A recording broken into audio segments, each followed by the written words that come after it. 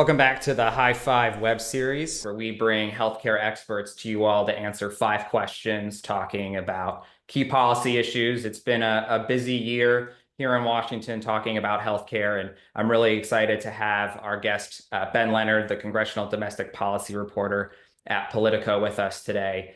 For those of you that aren't familiar with me, my name is Andrew Tomlinson, and I'm your Senior Director of Regulatory and International Affairs here at AHIMA, who will help lead today's conversation. Ben, thanks so much for taking some time to talk with us. Thanks so much for having me on. I'm excited for it. It's been great to be able to work with Ben over the last few years on so many healthcare issues. And now that you're working on the domestic policy side for Congress, it's great to be able to learn even more about what you're seeing on the ground. So if you're good with it, why don't we dive right on in? Sounds good. So I mentioned earlier that we've seen a lot of activity in healthcare since the new Congress and administration started in January. Where do you think we've seen the most movement on the healthcare front? And I imagine there have been surprises, but what has surprised you kind of in what they've been doing? I think I think we expected a lot of upheaval from this administration and, wanting to, be change agents, but I think the pace and scope of the changes have been even more than most people have anticipated, and even Republicans who have often been surprised or not briefed about upcoming changes. Even some of the top committee chairs haven't been. So I think it's the speed has been rather stunning for a lot of people. From the massive reorganization at HHS, and it seems like there'll be another round of layoffs coming soon. Just lots of stuff going on. I think HHS is sort of the center of all the movement right now. Congress is obviously moving also, looking to make some changes to Medicaid, but I think sort of the most action we've seen so far has been at HHS, and I think there was my colleague Adam Kinkren had a great story on this recently about how sort of when Trump chose Robert F. Kennedy to lead HHS, I think executives who had talked with them sort of expected that Trump would rein him in, and given their concerns about his anti-vaccine work, and now that he's in and has been confirmed, I think they're more worried than before, and those assurances didn't seem to necessarily have come true with just sort of the scope and pace of the changes he's been making. You mentioned, just to add on with that a little bit, some of the assurances that came through. Do you think Senator Cassidy, I know it was very much a part of that confirmation hearing where he said he'd had that private meeting where he reassured him. Do you think he's one of the ones that is probably most surprised by some of the things that have been happening? Yeah, so I think he has been starting to push back a little bit, although not a lot, and not necessarily by name yet. He said, I think one tweet he put out was something like, top officials should encourage the measles vaccine amid this outbreak, but didn't name Kennedy by name.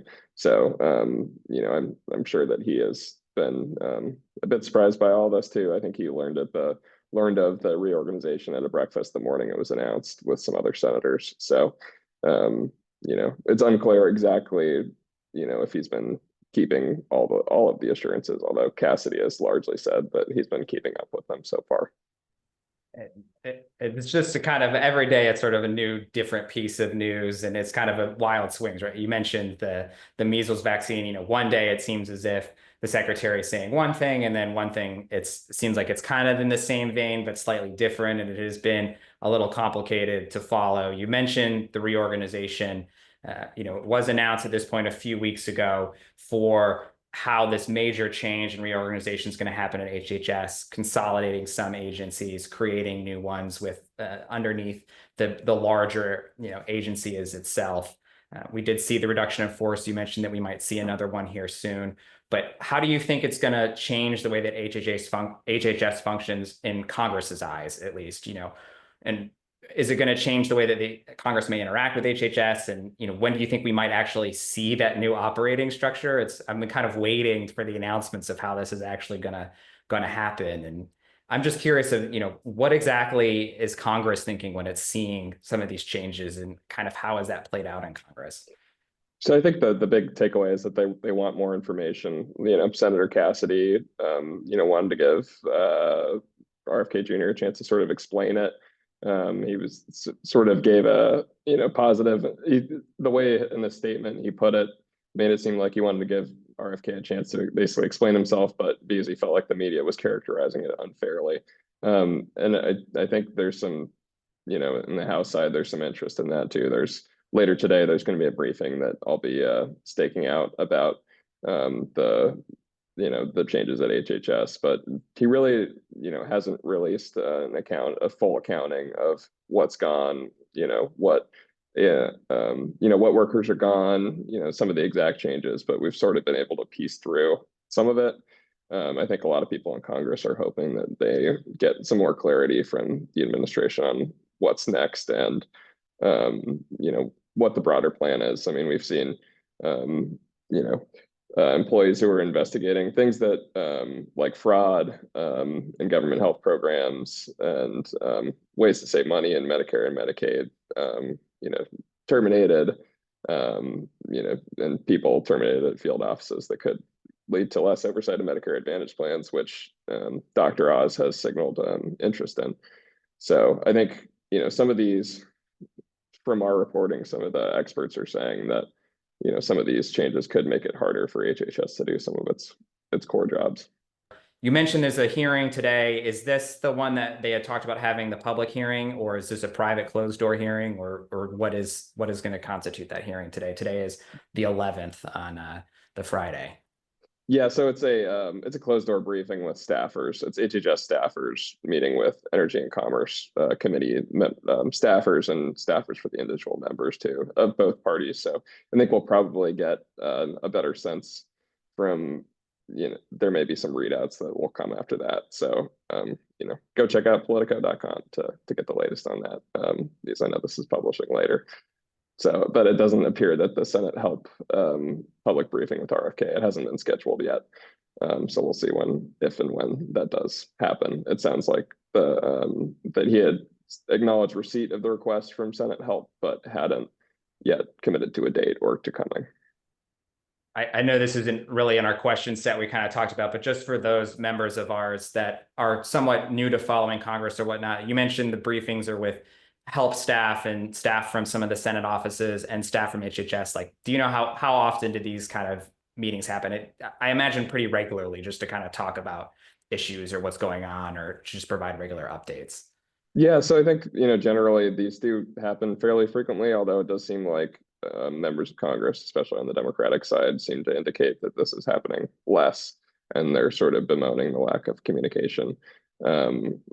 When it all went down, Energy and Commerce Chairman Brett Guthrie talked with Robert F. Kennedy Jr. after, but it sounded like he wasn't briefed before. So I think this sort of briefing may, generally be considered routine, but under the circumstances, it may be a little different. We'll see. It's not the only change that we're going to see coming to Congress or coming to HHS in the next coming months. This week we saw the spending bill that outlined some of the parameters for reconciliation move through the House. It was kind of up to the last minute on seeing whether or not that was actually going to move forward. It seems like Medicaid is definitely in the sights for some of the cuts that are outlined in it. How much of a spending cut do you expect to some of the HHS programs, or what programs are they targeting as part of that spending reduction as they're trying to kind of balance that bill, or at least work to save money elsewhere to be able to spend money in other places? Yeah, so Brett Guthrie, who chairs the Energy and Commerce Committee, told us recently that he expects about 500 to 600 billion of the committee's targets is expected to come from healthcare, largely from Medicaid, is what he said. So we're looking at things like work requirements, tighter eligibility checks, like checking for eligibility 4 times a year, quarterly, instead of once a year, things like that. And also sort of re-examining pay for people under Medicaid expansion. So sort of reducing the federal share of that and putting more on the states. So that's really been a focus of sort of the messaging, has been, cracking down on what they see as waste, fraud, and abuse, and also on making states pay more as of what they see to be their fair share, what Republicans see. They're arguing that this may not lead to a decrease in benefits, but that's sort of up for debate. Democrats are pushing back on that pretty hard, saying, on this scale, there will have to be benefit cuts for people that would have, gotten it before. So this is going to be a really huge fight that will draw in a lot of outside stakeholders, hospitals, GOP governors. We're seeing a lot of Republican resistance in the Senate, especially from some members and also some moderates in the House. So with really slim margins in the House, it's going to be a very tough battle to get, any sort of major cuts across the board. And we'll see what happens there. This is a different bill than the original House bill, correct? Like this is the Senate kind of outline, because there were some issues with the House bill in terms of getting through the Senate. Am I remembering that correctly? So it's essentially the same thing. They made, they had to, reconcile with the Senate, but it's essentially the same. The target for Medicaid, it's 880 billion in savings they have to find. There are some other policies, in energy and tech policy that could find some other savings. There's also some other things like site neutral payments and Medicare or PBM reform. I think site neutral would result in a lot more savings than PBM reform. But we'll see.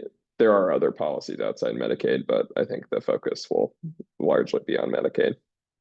One day we're going to get one of those big conference committee hearings. It doesn't ever feel like we get there. They talk about them and then we end up just with one other bill. Yes, and it'll last a very long time. So we'll be ready for it. You mentioned Dr. Oz kind of shifting gears into what Congress has been working on from it. He was just confirmed not that long ago as the director of the Centers for Medicare and Medicaid Services, and he did just address staff on Thursday the 10th. He's mentioned throughout his confirmation hearings his interest of sort of intertwining AI and kind of a tech layer onto CMS itself. How do you think HHS is going to approach AI? Is that something that you think is going to be underneath Dr. Oz's purview and kind of woven more into CMS, or is it going to stay with the Assistant Secretary for Technology and Policy under the last administration? Or how is kind of what he's talked about through confirmation, how do you see that shaping some of the tech side within HHS? Yeah, so I was talking to my colleague Ruth Reeder about this, who's been reporting on this really closely before this, and she pointed out that both Oz and RFK Jr. have sort of thrown around this idea of using AI in patient care to do diagnoses or to make recommendations, because CMS doesn't obviously offer care directly, but it has its innovation center that can test pilots or other type of payment models, and the emphasis for both of them has been about sort of delivering accessible care and for less money. We've seen CMMI struggle with some of these models over the years to deliver on those results, so we'll see. But the agency could use sort of the innovation center to test some of these ideas. And on AI, it's kind of an open question, I think. We know Trump wants sort of a lighter touch regulatory environment to not inhibit innovation. And his administration has undone a lot of President Biden's work on AI, including letting go of staff on his AI agenda. And he hasn't named a head of ONC or ASTP, whatever you want to call it. It sounds like it will likely get reduced and put inside CMS, but it's unclear if that decision has been made yet. So we'll see. Another topic with wild swings of the administration. We've pulled out the Biden AI executive order. Then there's some OMB memorandums and work on AI that's kind of very similar to what was within that executive order. It's just another topic in which it's almost kind of whiplash between weeks on what exactly is kind of happening around that issue. Totally. Always, never a dull moment around here. Yeah. If we, I know we are coming up to our fifth question for it, and you and I got to know each other under the health IT space. So of course, I've got to ask you some of the health IT questions, or at least one. And you mentioned and alluded to not having a national coordinator in place yet, and conversations around maybe a reduction in staff around that office and where it may move. We've heard rumors on who may be the future head of ASTP. We've also heard rumors that it could go anywhere within HHS into CMS. Is it going to go into the CTO, the CIO, be eliminated, stay the same? how is the kind of the change from ASTP, from ONC over to ASTP, right? They elevated themselves without necessarily congressional work. How's that Mhm. played out in Congress? And then, do you kind of have any guesses on what the office may look like long term? Yeah, so last Congress we started seeing some sort of a preview of this. Some Republicans like Guthrie and Dan Crenshaw started asking a lot of questions about the reorganization. I think some other conservatives have raised concerns about, do they have the authority to do this?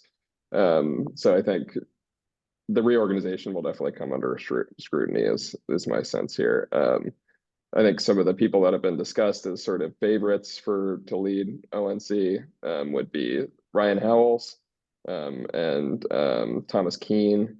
As my colleague Ruth Reeder reported, they're thinking about, and as part of this broader, reorganization of HHS, ONC could get cut pretty significantly. It's right now it's about 180 people, and it could get cut down to a staff of about 30.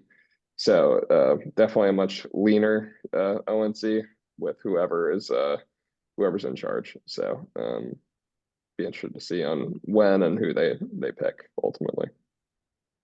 I'll be interested to see how that will function, right? In terms of, it's always been its own standalone agency underneath the secretary. So, or office, we could get really technical and start talking about the difference between op divs and staff divs. So I am interested to see where exactly it's going to end up, especially from an HI professional perspective. It's going to have just such an incredible impact on how electronic health records are kind of managed moving forward. Totally. So Ben, this has been such a great conversation. I feel like I could have like 30 other questions. As we're going out, and I'm going to let you go here in a moment. What's something that you're looking forward to following, within kind of this realm, or what you're working on? Like, what really gets you excited to kind of follow, regularly? Yeah, so I mean, I think the big story I'm tracking right now is just what we'll be able to get through in reconciliation. That's sort of, my main focus, especially in healthcare on the Medicaid front. So lots of difficult discussions ahead. It's, they just cleared the easy part yesterday, adopting the budget resolution between the two chambers. And I think that will be sort of center of attention for the next weeks and months, depending on how long it takes to wrap it up. I certainly think that I know I'll be following it. I hope a lot of our listeners will as well. Where can people find you if they're looking to follow some of your work or reporting on that? Yeah, so you can subscribe to our Inside Congress newsletter, and also our Politico Pulse newsletter, which covers healthcare. I used to write that, but now I've moved to the Congress team from the healthcare team. So feel free to subscribe to either of those, though. We definitely do. So I can tell everybody that is listening or watching that it's definitely worth following. It's where we get a lot of our news and on what's happening quickly. Well, Ben, this has been great. I hope those of you that have enjoyed this content and looking forward to the next episode that'll be coming out, you'll follow us on either the AHIMA social media platforms, or subscribing on YouTube, or subscribing for an audio feed on Spotify or Apple. You'll be able to continue hearing these discussions with some of the important people that are in Washington talking about health information issues and healthcare today. So Ben, thanks again. And until next time, I will talk to our listeners later. Great. Thanks so much for having me.